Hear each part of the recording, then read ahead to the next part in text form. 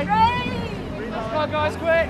Good man is here, please. We go because we're desperate, because we can't just sit by anymore and watch the powers that be not do what they have to avoid catastrophic climate change. Before doing it, I was really nervous. It's unlike anything I've ever done before. Yeah. Right, nice and slow, real slow, slower than last time. That's it. My name's Ed. I'm 23 years old. I'm a product designer and I live in Brixton.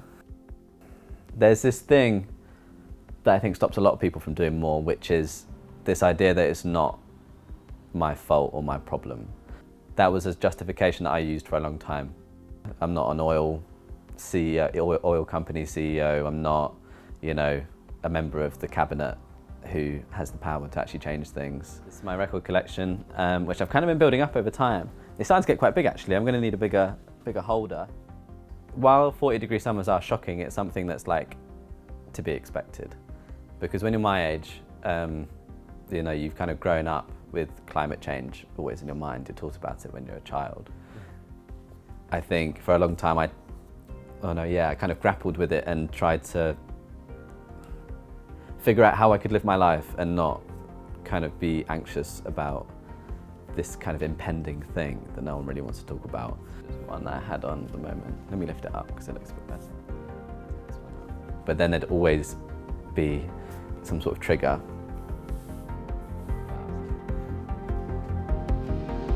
Go, Bunbury and coal mine. I think the moment that I walked into the road for the first time, it was early in the morning and I was tired but also excited but also anxious.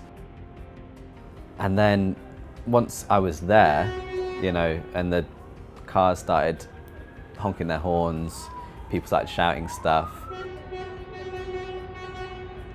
It's weird, you kind of go into this place where you're just kind of like, well, this is just me now. Because there were a few hairy moments. They have been very brave. One of the scaffolders had been shouting abuse at us for a good few minutes at that point with some of his friends. One of them just decided to lob this water bottle at us from 6 stories up. I didn't even notice them do it until it landed right in front of me.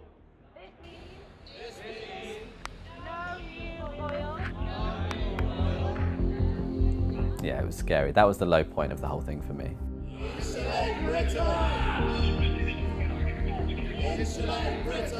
But then from there, it just got better.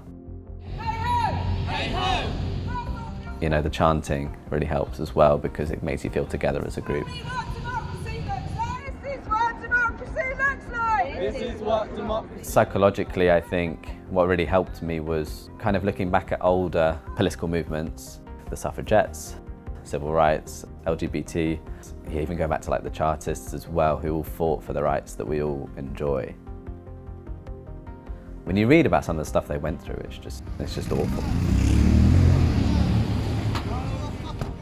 They had to kind of suffer these abuses. They were looked down upon. They were, jailed and beaten up. If people in the past can go through that to give us what we have now, then why am I any different? Why am I special? Just stop oil! Climate justice! We are the reminder of the reality, and I think a lot of people don't like that. Global cooling or global warming. And I think that's why we get a lot of aggro as well on the street. It was a lot more emotional than I thought it would be. Then I still feel quite close to the people that I did it with. I like to believe that one day there'll be a world where climate change, that doesn't exist, but it's not an issue anymore. It's something that we managed to overcome. And that's what kind of keeps me going, I think, is the belief that better is possible. And sometimes you have to bleed for it, but there is a way to get what ultimately we all deserve, which is a livable future.